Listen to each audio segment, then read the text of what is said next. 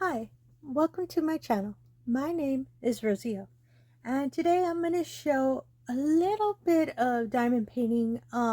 I thought of it later on. I know I did a diamond painting of some diamond paintings that I received from Temu, but it kind of didn't click in my head that not a lot of people diamond paint. So I just kind of want to give just a brief showing on what it is specifically and what you receive from those kits. If you had seen my previous video, and I'll show you right now, all the kits pretty much are the same that you received. You received the painting, the jewels for it, and a little kind of tray to help you organize the kits.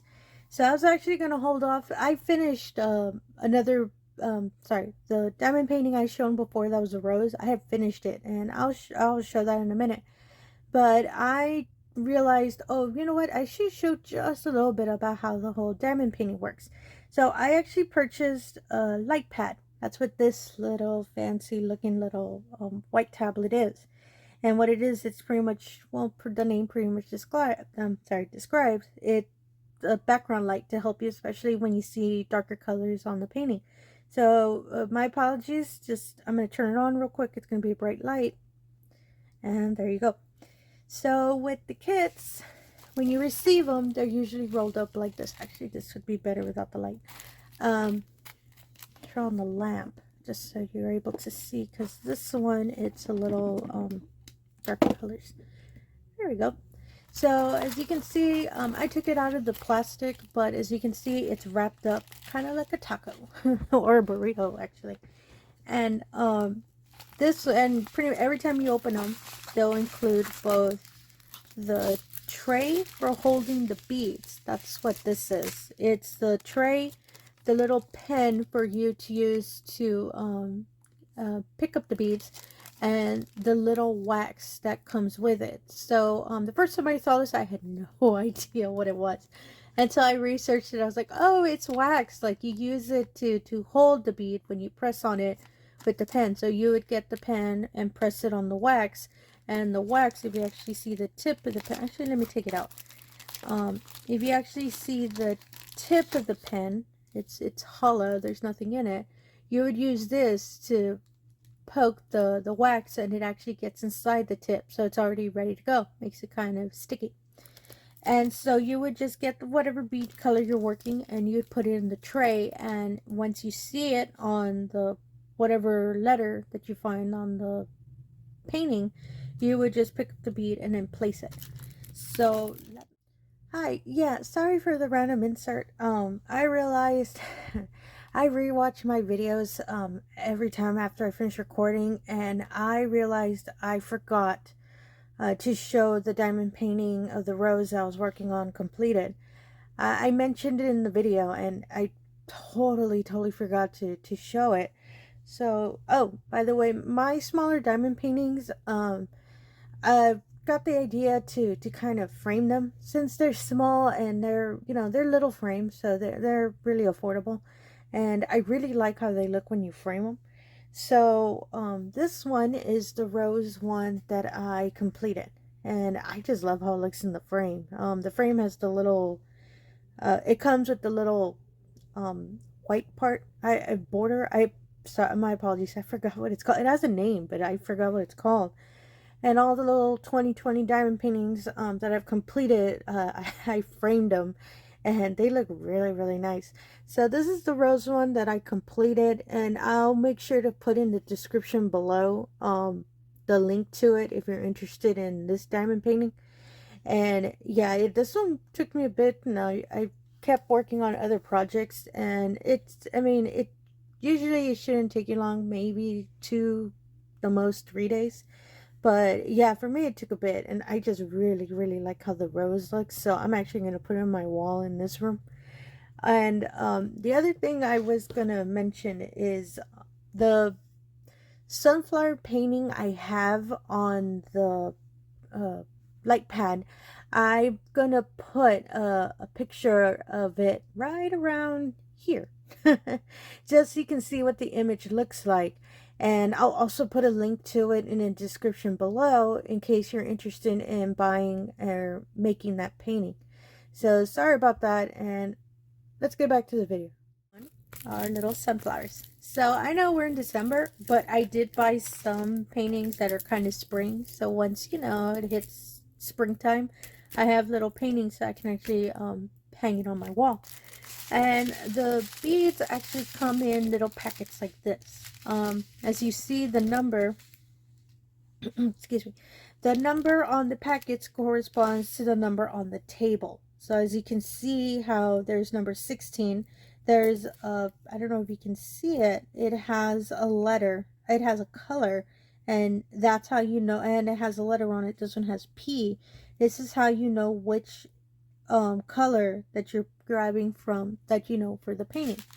So all of the whole table is all in these packets. You actually see them, and anytime you're gonna you open it and take it out. Well, let me take it out. And sorry for the crinkly noise. There's a lot of plastic on this. So once you take them out, whoops, I cannot see the list. Oh, here. So once you take them out, they're actually all joined together, and these are all the beads that are corresponding to this painting. So as you can see, 16 would match with 16 on the table, 17 would match with 17. And the number on this side directs to the number that's on the packet. And then the letters and the colored squares correspond to the way they are in the painting. And these are actually the assigned, goodness, I forget what the term is. I've heard it before. But these correspond, they're like the actual, like this color is actually, this is identified by this number. Because a lot of the diamond kits use the same beads. So that's why some people, myself included, not collect, but keep the beads. In case you have another painting that, oh, I'm missing color 3865. For some reason I ran out of my other painting. Oh, but I know this painting has the same bead number, so I could just grab whatever it was previously and wherever you saved your beads and use it for this painting or any other painting. That's why I use it. I use it as a backup. So, and as you can see, they're all attached. So all you would really have to do is cut them, and then you can open the packet, pour it into the tray, and then you can just start painting after that. So all paintings have this little plasticky cover on it. As you can see, it's kind of like saran wrappy kind of looking. So all you really have to do is lift it, and the whole painting is sticky. See how it's stuck to my finger? And that's because when you place the bead, it'll stay stuck on the painting. And you pretty much, you know, that's pretty much how everything just stays.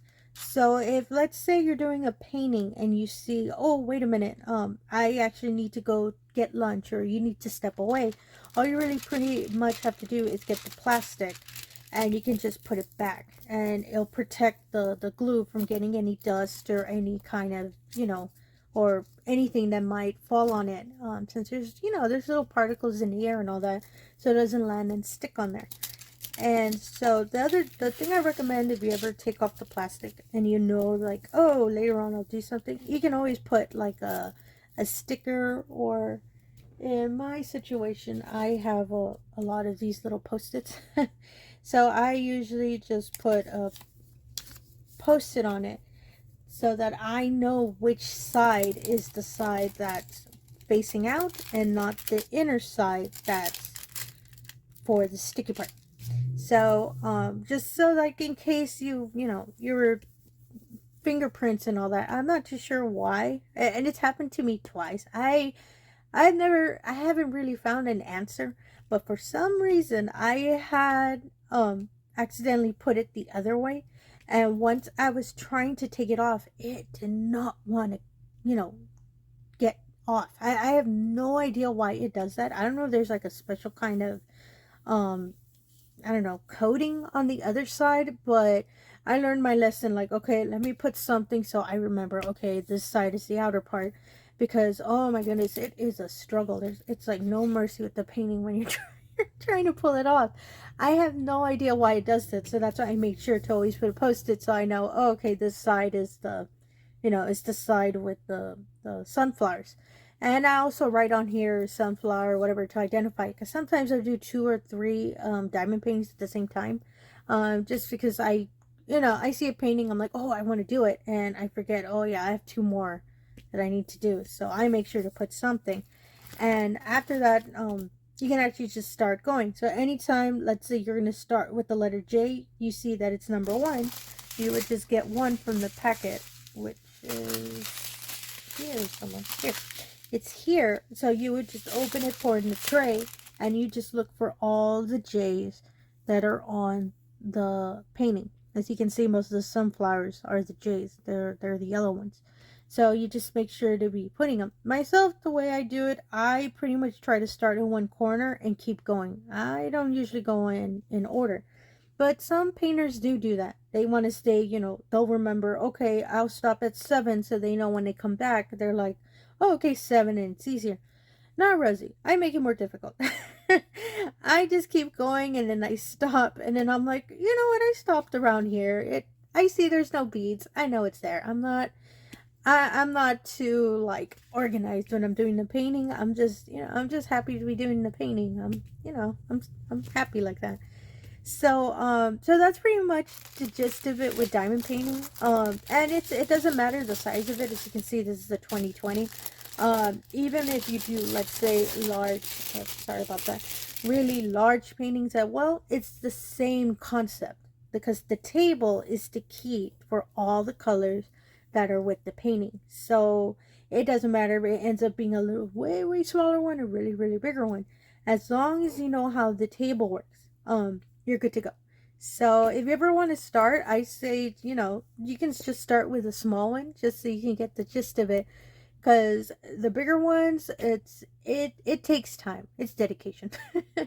Especially if you know, like, oh my goodness, you know, this painting is 60 by 60 and it's going to take me weeks to do it. If you have the time, go for it. If you don't, still go for it, because, you know, you just have to kind of figure out how you want to do it. But myself, I first started with a big one. Lesson learned, I should have started with a little one, because I had to take care of a lot of issues and all that when I first started doing painting. So it took me a couple of weeks to finish it, but I was glad when I did. But lesson learned, I should have started with a small one. And so the way the light pad works, so if you already have your painting, and I'm gonna turn off the lamp because it's a lot of light. Sorry. If you already have a painting, you're gonna see the light pad. Back it off. You see how you can actually see the lettering a lot better. And I really wish I had purchased this when I first started diamond painting, because I did some that they're darker color, and I don't know why they think it's smart to put black coloring on a dark color and you can't really see it too well. I have no idea why it's like that. So that's why I bought this little lamp, to really help me, because I couldn't see. I see now that this one is these are P's and these are D's, these really dark ones. So they kind of mix them together, some of the dark colors. So I had to really make sure I can see them, and that's where my lamp came in. Until I saw, I watched a diamond painter that she had one of these, and I had no idea what it was until I researched it, and I was like, oh, it's a light pad. A lot of artists use it for drawings and all that, and diamond painters use it for this. So I was like, oh my goodness, I should have bought this a long time ago. So, and I got this off of Amazon. I'll make sure to put a link on the video. I believe it's around $20. I found one around that price range, because I know there's some that are like in the hundreds, like crazy expensive. But I just wanted something just for diamond painting. I don't like draw, so I don't need one to be like, okay, I need a real professional one. No, I just want one to hold my little diamond paintings. And I've seen other diamond painters put little binder clips to hold the painting so that it's not sliding everywhere. Because right now I didn't take off the, if you can see the sticker, I didn't take off the covering, because I don't really need to be using the glass. So, but I do know the glass underneath it is really slippery. So I do know that's why they put the binder clips, because it'll just probably get everywhere. And especially if you have to move it off your desk so you can be doing something else. So I'm planning to do that, to put these on there. So so I just pretty much just wanted to give you a rundown on how the diamond painting works.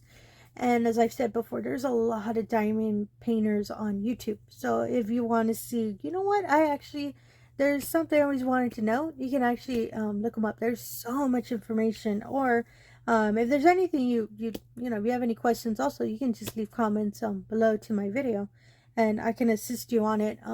Anything, I love to learn. So if it's something I've never thought of, I'll be like, huh, it'll be something I can research and, give back an answer, and I learned something new. Sorry for the really small random video. I just really wanted to show, like I said, not everyone um, really understand like how to start with diamond painting. So I just wanted to give just a quick little reference in case you're ever curious about it. Thank you so much for your time, and if you've been liking these videos, if you can like and subscribe, and you can just click on the little button below. And as I said, if you have any questions, just leave some comments, and have yourself a wonderful day. Thank you.